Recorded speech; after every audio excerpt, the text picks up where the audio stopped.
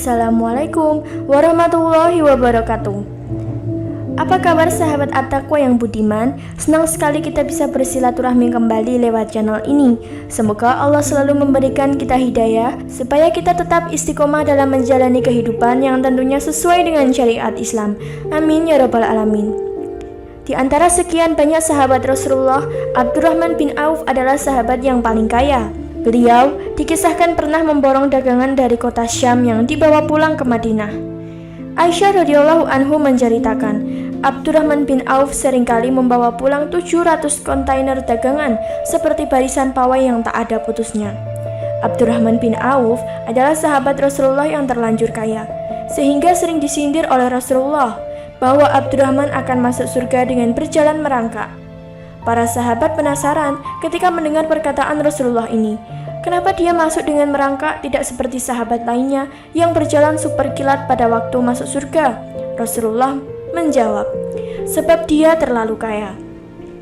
Sahabat At-Taqwa yang dikasihi Allah, sebelum kita lanjut, bagi sahabat yang baru menemukan channel ini, silahkan subscribe dulu channel ini dan nyalakan lonceng notifikasinya agar sahabat dapat terus mendapat update video terbaru dari kami.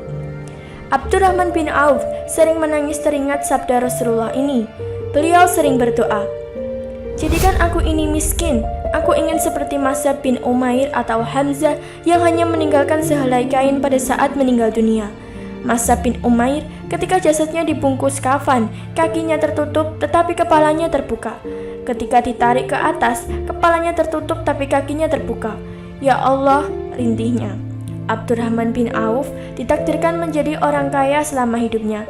Beliau sering berkonsultasi kepada Rasulullah bagaimana supaya dirinya dapat masuk ke surga minimal berjalan kaki, tidak merangkak.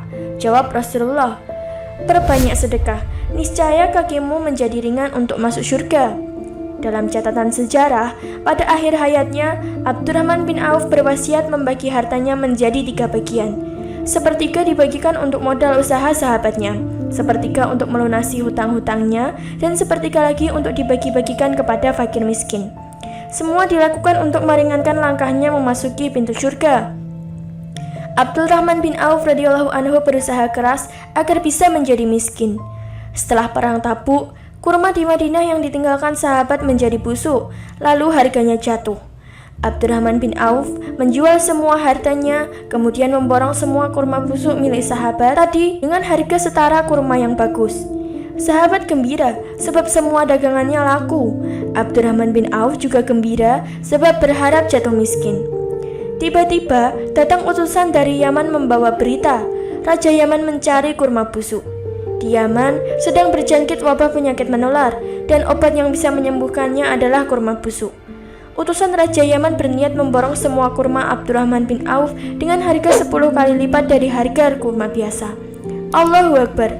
Orang lain berusaha keras jadi kaya, sebaliknya Abdurrahman bin Auf berusaha keras menjadi miskin, tapi selalu gagal. Benarlah firman Allah, wahai manusia, di langit ada rezeki bagi kalian, juga semua karunia yang dijanjikan pada kalian.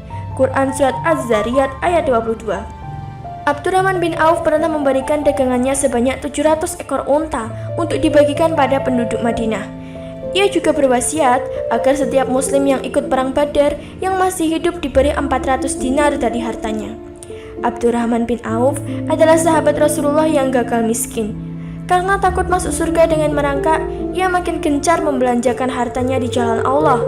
Alih-alih hartanya berkurang karena disedekahkan, yang ada malah terus bertambah. Bahkan tercatat saat Abdurrahman bin Auf saat wafat masih meninggalkan harta sebesar 2.560.000 dinar, setara dengan 3.072 triliun. Sahabat lain yang juga gagal miskin adalah Utsman bin Affan. Kekayaan menantu Rasulullah ini sangat fantastis. Bukan dari jumlahnya, namun yang mencegangkan, harta itu masih abadi dan terus bertambah. Bahkan 14 abad setelah wafat, suatu kali Utsman mewakafkan kebun beserta isinya 1.500 batang pohon kurma. Kebun ini terus menghasilkan dan terkelola dengan baik, sekalipun penguasa wilayah Madinah silih berganti. Hingga kini, kebun dan tanah wakaf itu berada di bawah pengawasan Departemen Pertanian Arab Saudi. Sebagian dana itu lalu dikelola dengan dibangun hotel bintang 5 di samping Masjid Utsman bin Affan. Di kawasan Markaziyah Hingga hari ini, tercatat saldo di rekening atas nama Utsman bin Affan mencapai 2.932.942.750.000 dengan pertambahan nilai 50 juta rial atau setara dengan 16 miliar per tahunnya. Sahabat yang dirahmati Allah, itulah penjelasan mengenai kisah sahabat Rasulullah yang ingin miskin tapi selalu gagal. Semoga video ini bisa memberikan tambahan ilmu dan pencerahan bagi kita semua. Jika ada pertanyaan atau pendapat dari sahabat semua, silahkan tulis di kolom komentar dan terima kasih telah menonton video kali ini. Wassalamualaikum warahmatullahi wabarakatuh.